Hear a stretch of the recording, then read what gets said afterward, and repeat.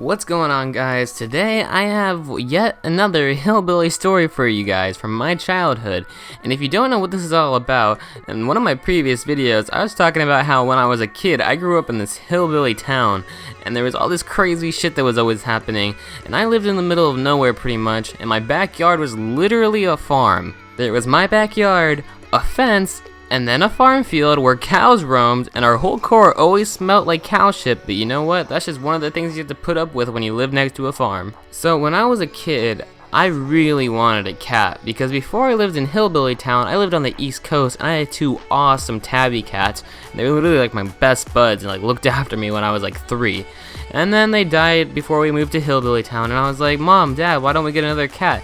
And they just wouldn't let us get another cat. So it was about November, and one day I was sitting in my living room just watching Willy Wonka, fantasizing about being lured into some eccentric older gentleman's house with the promise of candy. And I look outside, and you know what I see prancing around on my deck? Well, it's a little kitten who looks to be like a week old.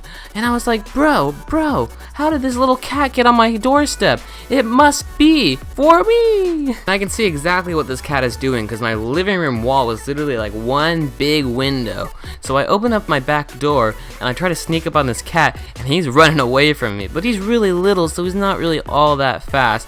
And after about 3 minutes of trying to corner this cat, I finally corner him in a fence, and I'm screaming for my mom to come help me get this cat. So she comes out with a paper towel and puts the paper towel around the cat and brings it up to our porch.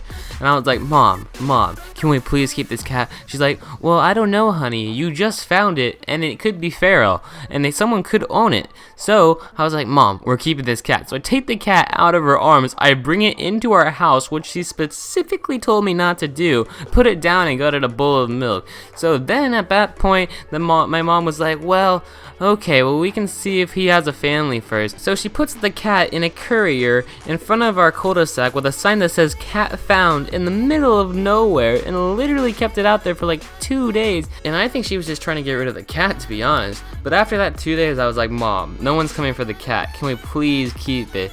And finally I got her to give in, and we brought it to the vet, and I ended up naming the cat Willy in honor of Willy Wonka in the movie Charlie and the Chocolate Factory, which I was watching that day when I found him. So, you know, I finally got my cat. Turns out he was a feral cat though. He pissed all over our house. One time he tried to escape running up a tree, and when we finally did move away from Hillbilly Town, my mom made me give him to someone else because she said we're not bringing that feral cat into our new house in Oregon. I said, Mom, what the fuck? Why do you hate this cat so much? He did get into a lot of fucking trouble though. He used to go up to my sister's room, open the door, and mind you, she's like 7, open the door, climb into her bed, and start clawing her in the middle of the night. It was crazy. And he ended up somehow hollowing out the bottom of my parents' bed and climb up into the mattress at night and sleep in there. But he was a really sweet cat to me. Sometimes he would just lay at the end of my bed. He was kind of like, instead of an attack dog, he was kind of like my own little attack cat, because anyone that wasn't me, he was just kind of sick. Anyways, that's the story for today. I hope you guys enjoyed. And if you like that story, maybe leave a like and I'll tell some more hillbilly stories. Alright, see you guys. Gentleman. Walk with the torch in my hand, the hood pharaoh. One felony, 5 bodies, the same ammo.